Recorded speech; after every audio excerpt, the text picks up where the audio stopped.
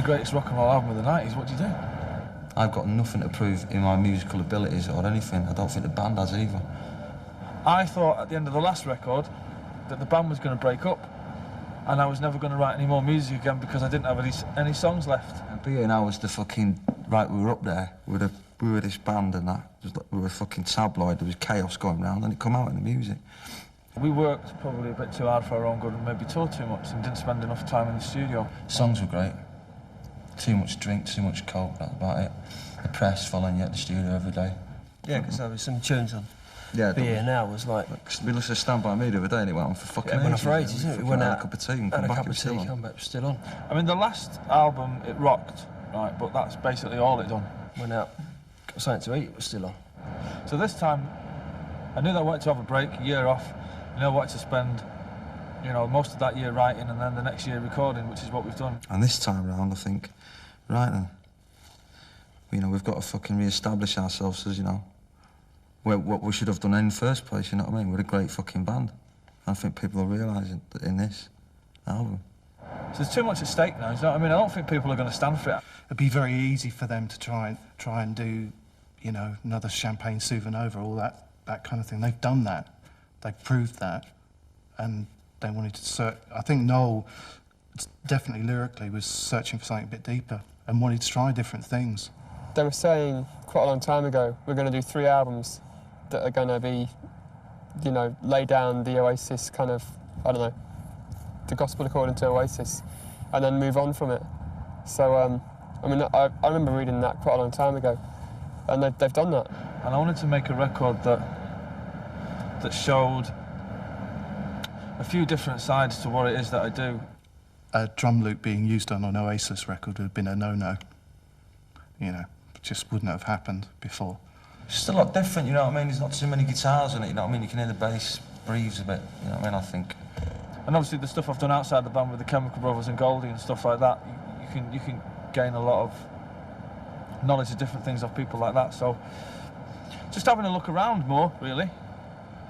What I do is bringing certain things to different projects.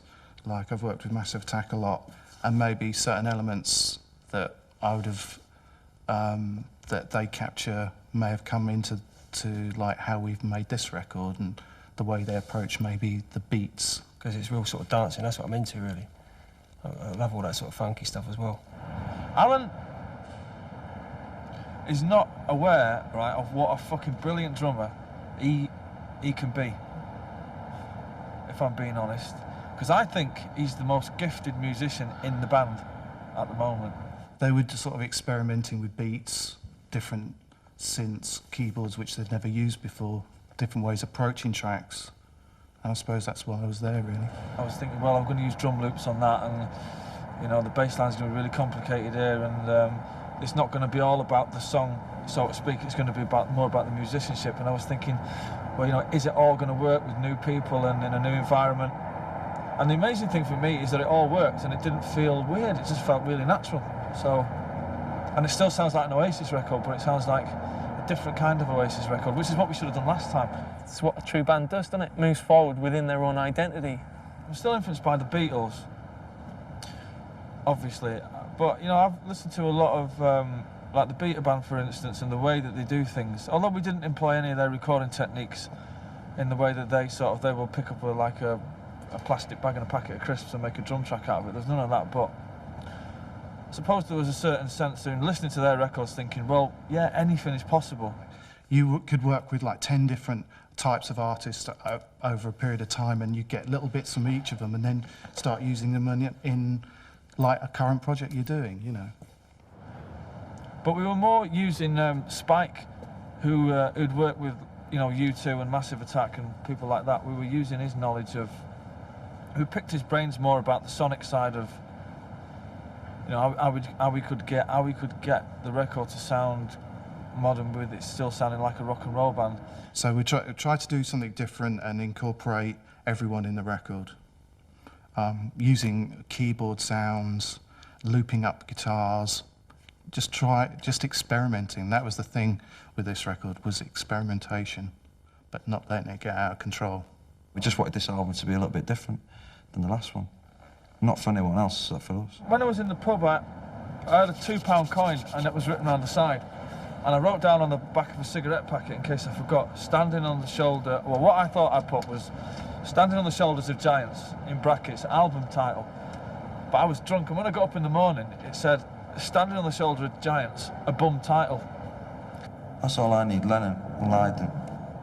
But, you know, people are going to say that, the giants are the Beatles and the Stones and the Who and the Sex Pistols, so I suppose it's them, really. But it doesn't mean that, it just sounds good, it just looks good on the front of the record. It's a milestone record for this band, anyway. There's a lot of shit bands about, and there's a lot of people that don't, mean it as much. They just want to make the money and that, and toe the line, and not live the lifestyle. And I was trying to get out of the party mode and that, so I got a few bits and pieces, threw them in a bag, got my guitar, picked up the wife off the kitchen floor, got in a taxi, went to the airport, and went to Thailand for about a month.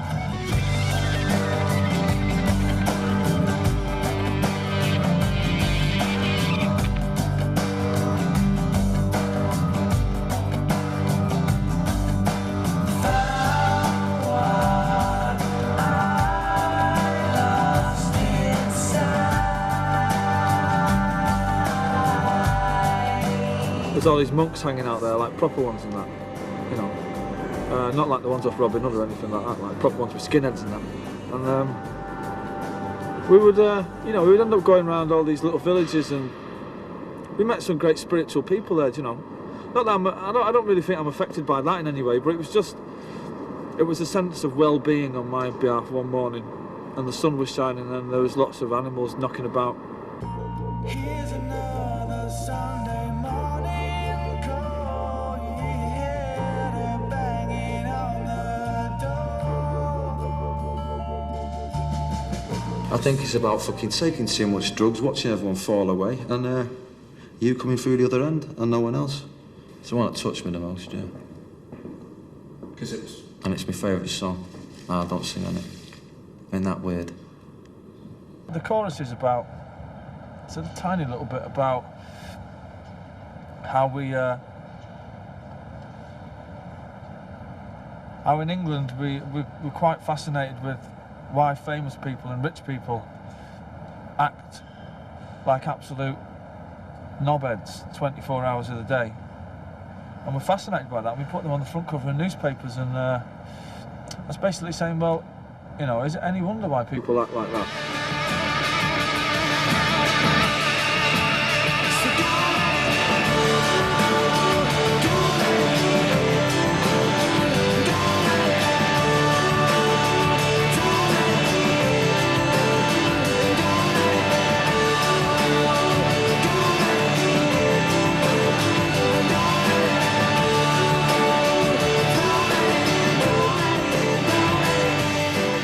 Little James is my most personal song on the record, yeah. I'm proud that he's done it in a way, because it'll give him the confidence to go and maybe write more. Well, it's not. I didn't go out of my way to write a song. You know what I mean? I've just been playing about with this little tune, and then I've got a lot of songs that I've been doing that for years. You know what I mean? Little bits and bobs that I never really finish them off. I always sort of like just go, oh, fuck it, I'll leave it there and come back to it later on. And that was the first full song that really just come to me really easy because I've been around him. And that was it. I've just done it in 3 minutes. Little James, we're all the same. Always seem to look to us. We were meant to be grown-ups. Thank you for your smile. You make it all worthwhile to us. I do like the song. I like the melody. For him to put it on an album means it's a good song. The song works on an acoustic guitar, so therefore it would work with a big band behind it. But I didn't think about Hey Jude at all.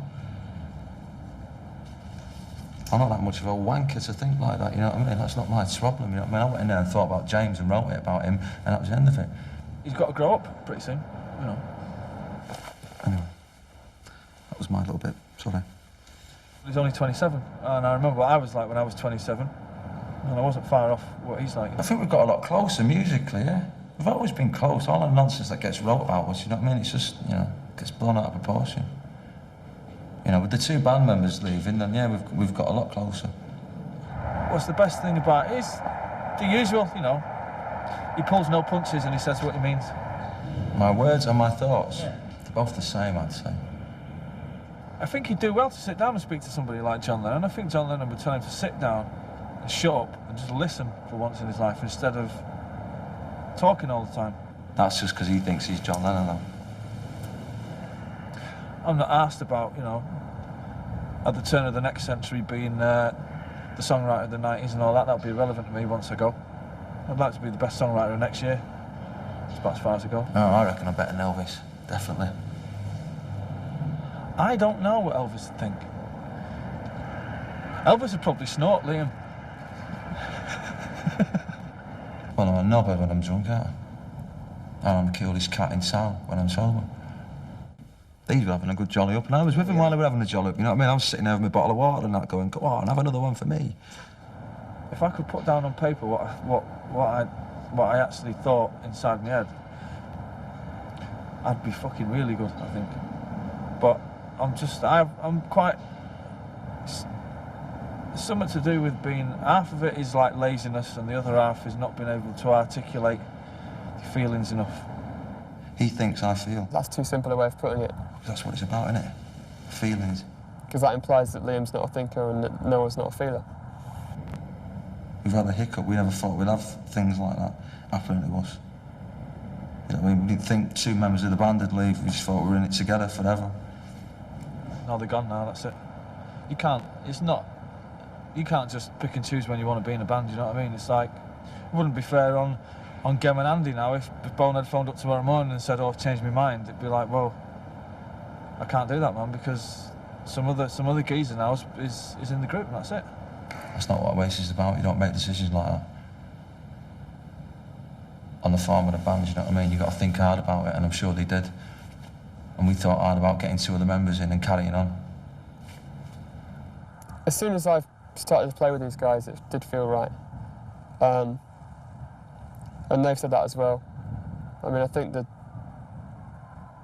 it is hard to find people that you can play with, just on a musical level. Noel used to play lead a lot. Bonehead just play rhythm.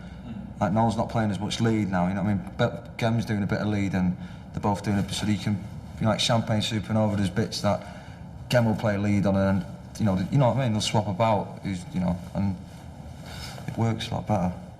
You know what I mean? Noel's a good producer. Even just seeing the way he works it's kind of a going back to the James Brown thing about it's not a whip cracking thing. It's kind of everybody wanting to do the best they can, but him actually allowing you to do that, which is that's production in itself. And I'm sure he knows that I'm not going to strut out there with this pointy headstock guitar and go, same as you're not going to go, I need a 5-string bass without a head. You know, it's kind of everybody's in the same ballpark. We know what you can do, you know, and we just went, look, you just fucking do what you do. Don't play what Bonehead play. We don't want you to do what he's just done, you know what I mean? We want you to do what you do, and if it's a bit fucking over the top, we'll stop you. You know what I mean? We just want you, for anything that you get from the old songs, you put into your bit, you put your bits into it that you feel you can hear, and if they're good, we'll keep them in, and if, like, you know, they're a bit over the top, we'll tell you. I don't want to change it. I think it's great how it is. It's going to be weird to see how it works out, but I mean, it's all very exciting because, number one, because they're great musicians, you know. It's weird joining this band full stop. And they're at that point where they're not that cynical about it yet. Things like this throughout your life are gifts, and you've got to say thanks. That's what I believe. Hopefully that the 5 of us that are in the band now will make more albums than the original 5 did, so...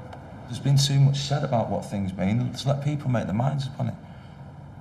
You know what I mean? Right. I'm not here to share my views, you know what I mean, about it. People should just listen.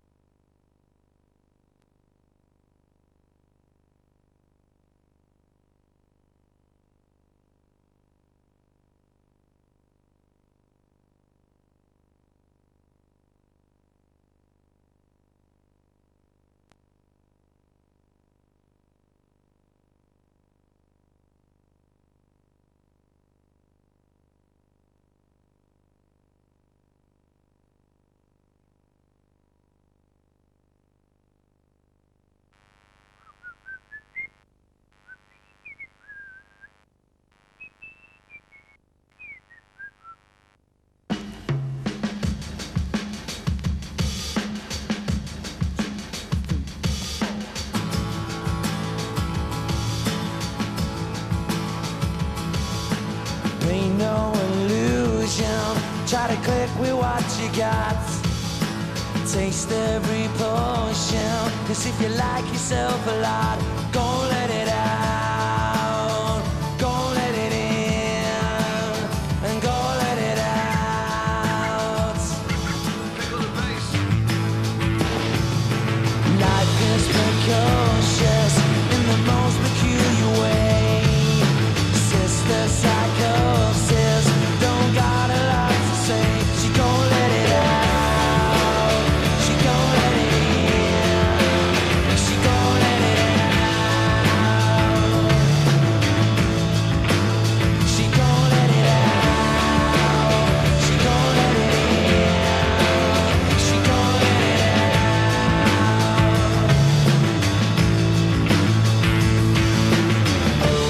Is it any wonder why princes and kings are clowns and paper building sawdust rings?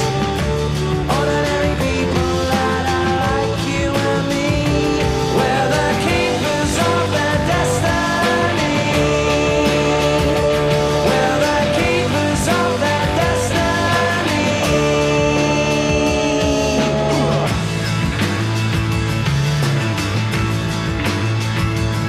I'm going leaving the city, I'm going driving out of town, and you're coming